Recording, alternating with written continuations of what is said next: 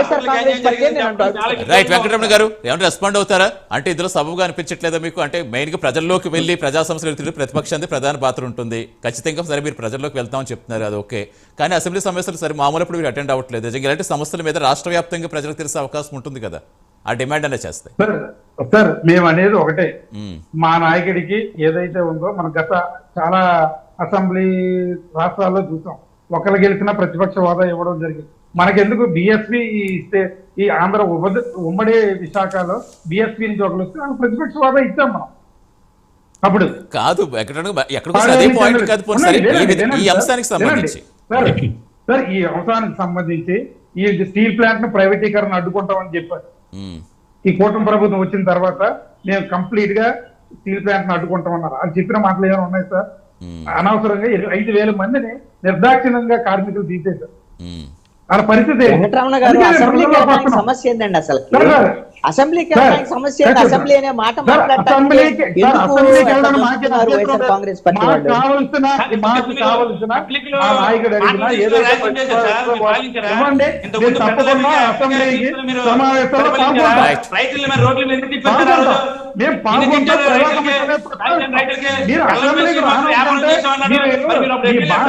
మీ భాష వేద తీసుకుంటే రాష్ట్ర ప్రజలందరికీ తెలిసింది. అందుకే మీరు ఏదైనా మనం వ్యతిరేకించేది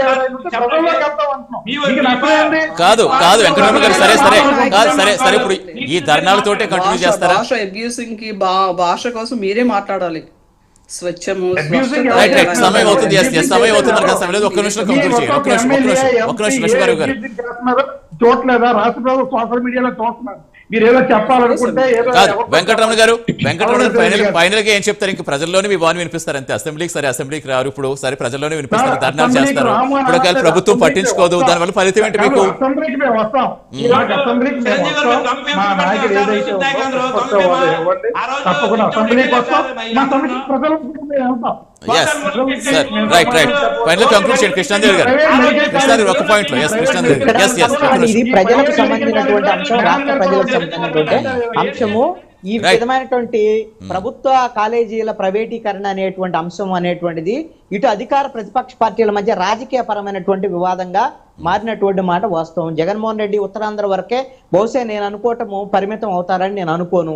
ఎందుకు అంటే 3 ప్రాంతాలను కవర్ చేసేటువంటి విధంగా ఆయా ప్రాంతాల్లో మెడికల్ కాలేజీల వరకే ఈ విధమైనటువంటి ధర్నాలు నిర్వహించి ఈ విధంగా ప్రభుత్వాన్ని కొంత ఇరకాటంలో పెట్టేటువంటి ప్రయత్నం జగన్మోహన్ రెడ్డి వైపు నుంచి చేయొచ్చు. కాబట్టి కూటమి ఈ అంశం మీద ప్రజల వైపు నుంచి ప్రజా ఆమోదం పొందేటువంటి విధంగా, ప్రజల అభిప్రాయాలకు అనుగుణంగా మేము వ్యవహరిస్తున్నాం అనేటువంటి విధంగా వీళ్ళ యొక్క వైఖరిని ప్రకటించాల్సినటువంటి బాధ్యత కూటమి ప్రభుత్వం మీద ఉంటుంది. ఇది ఖచ్చితంగా ఆంధ్రప్రదేశ్ లో 2 అధికార ప్రతిపక్ష పార్టీల మధ్య ప్రధానమైనటువంటి చర్చకి ఈ అంశమే ఉండేదానికి అవకాశం ఉంటుంది. కాబట్టి త్వరితగతిన నష్టం జరగకుండా, నష్టం జరిగిన తర్వాత కూటమికి ఇక తర్వాత సరిదిద్దుకోవాలన్న ఉపయోగం ఉండదు. నష్టం జరగకుండా ముందస్తుగానే మీరు సరైన దిశలో ఒక నిర్ణయం చేయాలనేటువంటిది కూటమికి నేను చేసే సూచన. ఎందుకంటే ఇప్పుడు ఉత్తరాంధ్ర తర్వాత రాజమండ్రి నంద్యాల ఏదో సభ ఉంటుందని, ధర్నా ఉంటుందని కూడా అంటున్నారు వైసీపీ. మరి అది ఎంతవరకు వస్తుందో తెలియదు, చూద్దాం.